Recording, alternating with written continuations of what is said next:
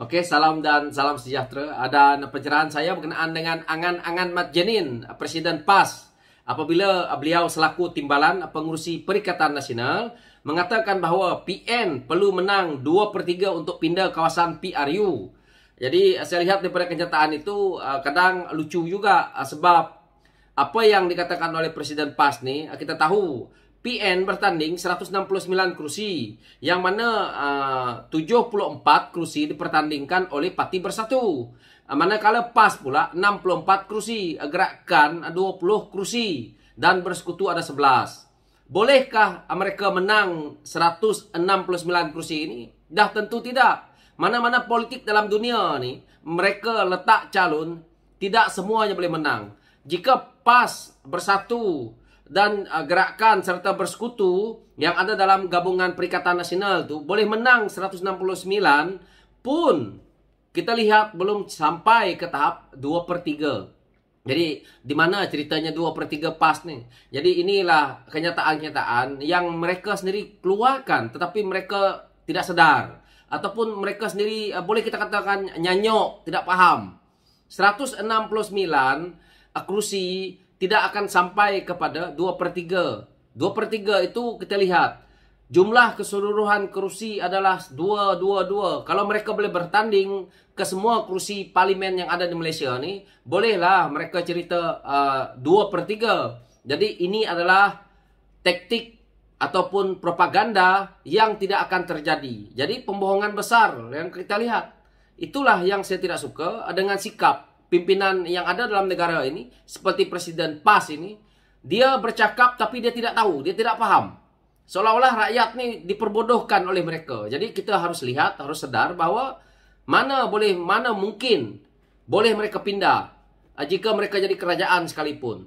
Ini adalah permainan politik sahaja. Saya sebagai anak Sarawak, saya nak pindahan ini berlaku kerana kawasan di Sarawak itu, contohnya Parlimen Ulu Rejang, kerana penduduknya tidak ramai tetapi kawasannya begitu besar, akhirnya penduduk-penduduk di pendalaman susah untuk dimajukan kerana mereka jarak yang terlalu besar itu, dan juga adun yang mungkin tidak memainkan peranan kerana kawasan yang antara jarak ke jarak itu tidak menguntungkan.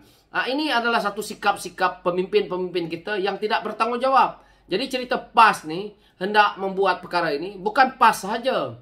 Lain-lain pimpinan politik kalau jadi kerajaan pun boleh uruskan ini. Yang selama ini PN tak ada pun kita boleh buat pindaan tentang kawasan selepas PRU. Kita lihat SPR boleh lakukan perkara ini.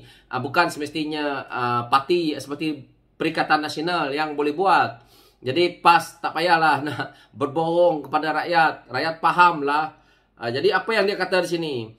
Oleh sebab itu, katanya, PAS perlu bekerjasama dengan Bersatu dan UMNO untuk memenangi majoriti 2/3. Namun, malangnya UMNO meletakkan syarat yang tidak boleh diterima PAS.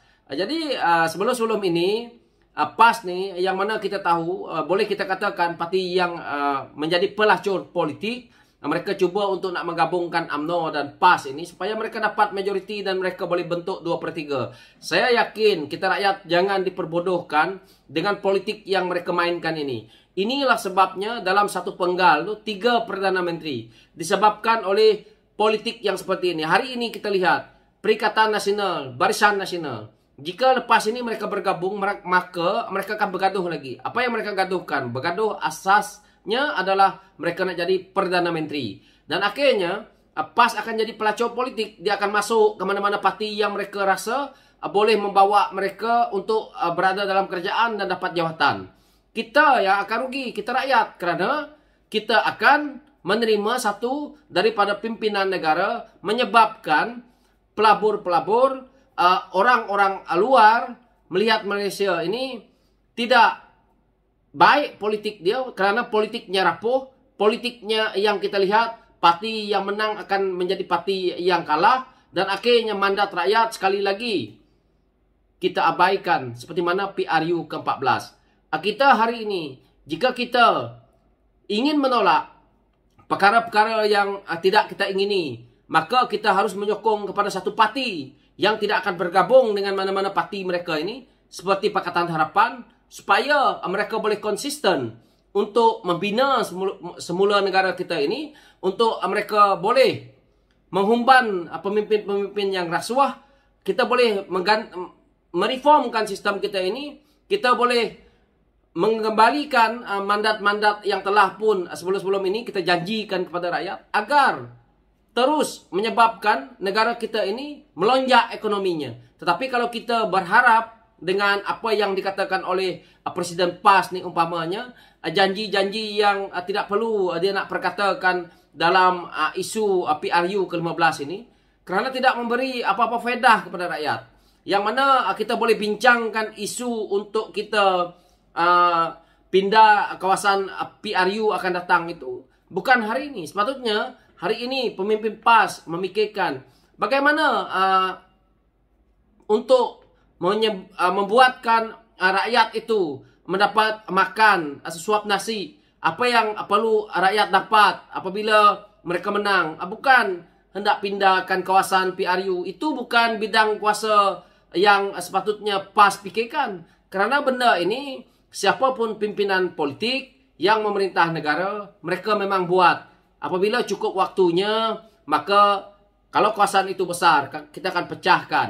Tapi apa yang berlaku selama ini pun penipuan-penipuan politik, yang mana seperti di kawasan saya, dia pecahkan kawasan, akhirnya kawasan-kawasan yang boleh memenangi calon mereka, maka mereka akan pecahkan kepada cara mereka ini tadi, dan akhirnya merugikan rakyat. Tidak ada ketulusan juga yang berlaku di situ. Jadi perkara ini perlu kita hentikan juga di waktu akan datang. Saya percaya hanya parti yang beramanah seperti Pakatan Harapan lah yang ada ketulusan dalam mencorakkan pentadbiran negara kita ini. Bukan seperti pimpinan ataupun seperti Presiden PAS ini yang kita nak dengar. Presiden PAS ini sendiri sampai hari ini beliau betul-betul duduk dalam kerajaan makan gaji buta, yang mana menjadi duta khas bertaraf menteri, tidak tahu pun kita apa yang beliau buat selama ini. Dan beliau seolah-olah tidak merasa malu apabila sibuk menjual bangsa, sibuk menjual agama. Tetapi yang untung hanya beliau sendiri. Kita ni tak pernah untung pun. Sebab itu saya rasa dah nyanyok sangat pemimpin PAS seperti ini. Patut ditukar. Patut dia bersara dah. Berapa banyak lagi duit negara, duit rakyat ni kau nak kaut untuk menjadikan sebagai hasil pendapatan setiap bulan. Tidak pernah menyesal ke? Jadi saya kritik seperti ini kerana pemimpin-pemimpin PAS asyik jual isu agama, asyik jual isu kaum, isu bangsa. Tetapi mereka ambil duit daripada kerajaan, yang mana itu duit semua rakyat.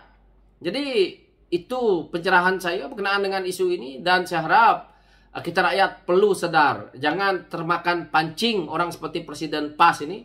Kerana kalaupun bersatu tu boleh menang 50 kursi, dah kira bagus. Saya harap rakyat tolak parti seperti PAS ini kerana mereka memainkan isu perkauman dan juga agama. Itu bukan landasan parti politik sebenarnya. Landasan parti politik adalah untuk membangunkan negara. So itu pencerahan saya. Sekian, terima kasih.